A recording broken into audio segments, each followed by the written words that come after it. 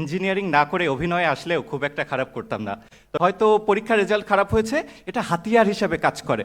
তাই দাগ থেকে যদি ভালো কিছু হয় তবে দাগই ভালো। আপনার হয়তোবা পাহাড় সমান পটেনশিয়াল, একটা বিদায়ী স্টুডেন্ট, সে এখনো আইডি কার্ড পরে এখানে কথা বলছে, কি খ্যাত। আমি যদি ক্লিপটা খুলে দেই, ছেড়ে দিলে কিন্তু লন্ডভন্ড হয়ে যাবে আপনার। কাল মঞ্জিল পার ফির মিলেঙ্গে। এ পর্যায়ে মঞ্চে আসছেন 221 ব্যাচের সাদ হুসাইন।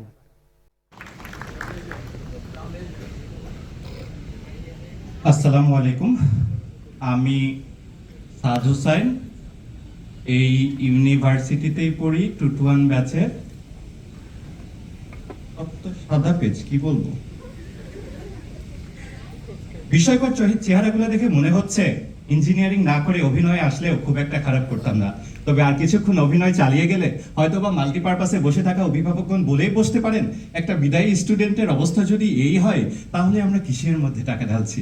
না, আমি আশাহত করব না। আমি এটাই বোঝানোর চেষ্টা করছিলাম, যখন 8টা সেমিস্টার হেলে তুলে কাটানোর পরে অভিজ্ঞতার ঝুলিটা এই সাদা পৃষ্ঠার মতো হবে, তখন ভাইবা বোর্ডে যে কি অবস্থাটা হতে পারে। আমরা কেউই চাই না এরকম একটা সিচুয়েশনের সম্মুখীন হতে। তাই একটু মনোযোগ দিয়ে শুনতে হবে। প্রথমে আসি জেনজিদের একটা ফেভারিট লাইন দিয়ে, a piece of paper can decide my future. শুনতে কিন্তু ভালোই লাগে। এক টুকরো কাগজ আমার ভবিষ্যৎ নির্ধারণ করতে পারে না, ঠিকই তো। এটা সাধারণত যখন আমাদের পড়ালেখা একটু খারাপ যাচ্ছে, মনটা একটু উড়ু উড়ু, হয়তো পরীক্ষার রেজাল্ট খারাপ হয়েছে, এটা হাতিয়ার হিসাবে কাজ করে। আমিও সেই একই মনোভাব নিয়ে যখন প্রাইমারি স্কুলে ভর্তি হতে গেলাম, তখন দেখলাম হিজিবিজি লেখা কি যেন একটা কাগজ চাইলো, লোকে তাকে জন্ম সনদ বলে। তারপরে একাধারে পিএসসি, জেএসসি, এসএসসি, এইচএসসি, শুধু কাগজে সনদে সনদে ভরা, সব জায়গাতেই নাকি সার্টিফিকেট লাগে। আবার বিএফটিতে ভর্তি হলাম, যেহেতু প্রাইভেট ইনস্টিটিউট, ভাবলাম যে বাবা মার বার্ডেন একটু কমায় দেই, একটু স্কলারশিপ, একটু ওয়েভার যদি পাওয়া যায়। ওমা, তখন দেখি কাগজে লেখা উচ্চমাত্রার একটা সিজিপিএ লাগবে স্কলারশিপের জন্য। অনেক বিরহ জমে গেল, না বিদেশেই চলে যাব। তখন নাকি আবার পাসপোর্ট লাগবে। সবশেষে যখন ইহকাল ছেড়ে পরকালে যাওয়ার চিন্তা করলাম, তারপরে নাকি আবার ডেথ সার্টিফিকেট লাগে। আসলে প্রতিটা জীবন শুরু থেকে শেষ পর্যন্তই আমাদের এই টুকরো কাগজে মোড়ানো। তাই আমরা যে একাডেমিক ক্যারিকুলামকে যতটাই অবমূল্যায়ন করি, আসলে ততটাও অপ্রয়োজনীয় নয়। সেজন্য পড়াশোনা ঠিক রাখতে হবে। পড়াশোনা আপনাকে একটা সিজিপিএর পাশাপাশি আপনার মাল্টিন্যাশনালে জব করার যে আপনার স্ট্যান্ডার্ড, আপনার শিক্ষক হতে চাইলে বা বাইরে যাওয়া সহ আপনার যে স্কলারশিপের কথা বললাম, সবগুলোতেই কিন্তু অনেক হেল্প করবে। তো পড়াশোনা ঠিকভাবে করতে হবে। মনে হয় একটু বেশি বিরক্তিকর কথা বলছে, তার চেয়ে একটা গল্প বলা যায়, একটা কাল্পনিক গল্প। অবভিয়াসলি 2-3 সেমিস্টার পরে যখন আমি আমার বন্ধু রিটেকে জর্জরিত হয়ে গেলাম, তখন ভাবলাম পড়াশোনা আমাদের দিয়ে আর হবে না, তার চেয়ে বিজনেস করা যাক। কিসের বিজনেস? পেয়ারার বিজনেস করা যাক। দুই বন্ধু একই বাগান থেকে 2 ডালা পেয়ারা কিনে নিয়ে জমজমে বসে গেলাম। আমি একটু খুশি ছিলাম, কারণ আমার ডালার পেয়ারাগুলো কোনো দাগ ছিল না, একদম ফ্রেশ ছিল। এদিকে আমার বন্ধুর ডালার পেয়ারাগুলো একটু দাগ, একটু পোকা খাওয়া ছিল। আমি খুশিতে বলতে লাগলাম, ফ্রেশ পেয়ারা, কোনো দাগ নাই, কিনা লন, বেচা লন।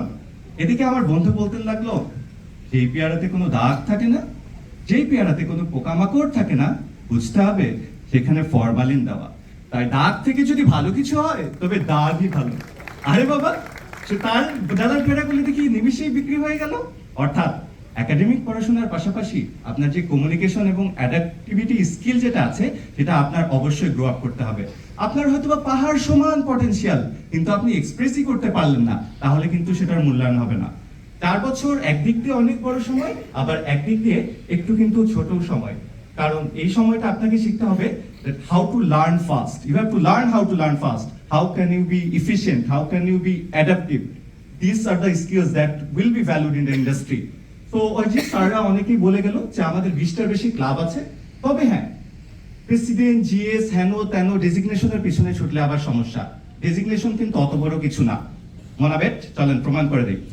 আমি ex cadet corporal Saad Hussain, Mahasthan regiment, former executive member BFT Textile Club, former general secretary BFT Muna, former lead organizer of BFT brand ambassador team, vice president of Naga Blood Circle, campus coordinator of UNDP, and blah blah blah blah blah. কত সময় লেগেছে? 30 second. আমি যখন প্রথম multinational viva দিয়েছি, আমার obviously পরীক্ষার আগে 45 মিনিটস আমার ভাইবা হয়েছিল। সো এই 30 সেকেন্ড কিন্তু অতটা ম্যাটার করে না। তবে এই জায়গায় যদি আমি বলতাম আমি একটা ইন্টারন্যাশনাল কনফারেন্সের ডিরেক্টর জেনারেল ছিলাম, যেখানে আমার 9টা টিম লিড দিতে হয়েছে, এই করতে হয়েছে। আমি কিন্তু 1 ঘন্টা নিমিশেই এটার উপর কথা বলতে পারবো। আবার স্যার এটাও মেনশন করেছেন যে বিউটি ব্র্যান্ড অ্যাম্বাসাডারের আন্ডারে 300 কলেজ নিয়ে আমাদের বিশাল একটা কুইজ কম্পিটিশন হয়েছে, সেখানে আমি লিড অর্গানাইজার ছিলাম, সেখানে স্পন্সরশিপ হেন তেন এগুলো আমি ম্যানেজ করেছি। আবার এত শত কোকারিকুলার অ্যাক্টিভিটিস এর পাশেও পরীক্ষার আগের রাতে আমি আমার ব্যাচের ক্লাসগুলো নিতাম, যেখানে 70 থেকে 80% আমার ডিপার্টমেন্টের স্টুডেন্টরা দেখা যাচ্ছে প্রত্যক্ষ পরোক্ষভাবে অংশগ্রহণ করতো। So this are the stories, this are the moments people bound to here. একই সাথে আপনারা হয়তোবা অলরেডি দেখতে পাচ্ছেন আমার একটা আইডি কার্ড ঝুলানো। অনেকে মনে মনে বলতেই পারেন, একটা বিদায়ী স্টুডেন্ট, সে এখনো আইডি কার্ড পরে এখানে কথা বলছে। হ্যাঁ, তবে খ্যাতের দিক থেকে যদি চিন্তা করতে চান, টপ 3rd এর মধ্যে অবশ্য থেকে যাব। কারণ গত 4 বছরে হয়তোবা 3-4 দিনের বেশি আইডি কার্ড ছাড়া আসি নাই, তাও হয়তোবা ভুলে আনি নাই এর জন্য। It shows discipline. ডিসিপ্লিন শিক্ষার্থী কখনো প্রক্সি দিতে চায় না।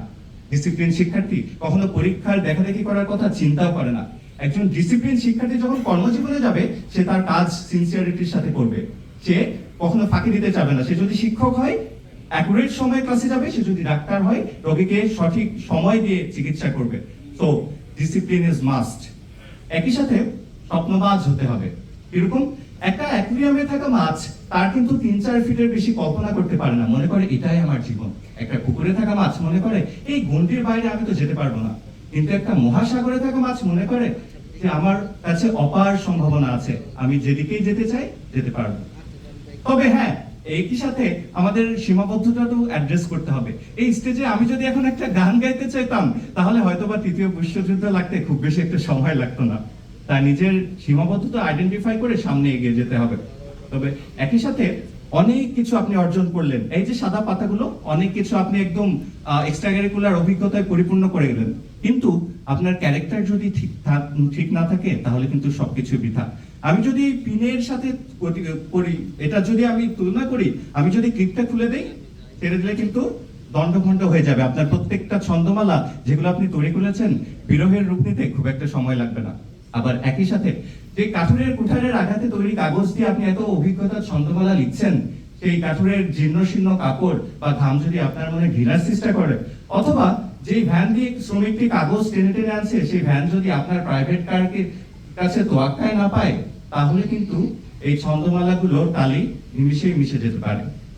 মনে রাখতে হবে, আপনার অবস্থান যেন অন্য কারো অবস্থানকে ছোট না করে। তো অনেক কথা বলে ফেললাম। পরিশেষে 4 বছর যেহেতু শেষ হয়ে যাচ্ছে, সকল ফ্যাকাল্টি মেম্বার্স, অ্যাডমিনিস্ট্রেটিভ ম্যানেজমেন্ট, কর্মচারী কর্মকর্তাবৃন্দ এবং একই সাথে ওয়েস্টেস ওয়েলেটস এর মামা খালা, মোর ক্লোজ টু দ্য হার্ট, সবাইকে আন্তরিকভাবে ধন্যবাদ প্যারা নেওয়ার জন্য, এবং সবার কাছে আন্তরিকভাবে দুঃখিত যদি আনইন্টেনশনালি কোনো কিছু করে থাকি। ক্যাম্পাস যেহেতু ছেড়েই যাব, লেটস কনক্লুড উইথ এ শায়রি। वक्त यहाँ गुजर चुका हूँ, आज अलग रास्ता ही सही।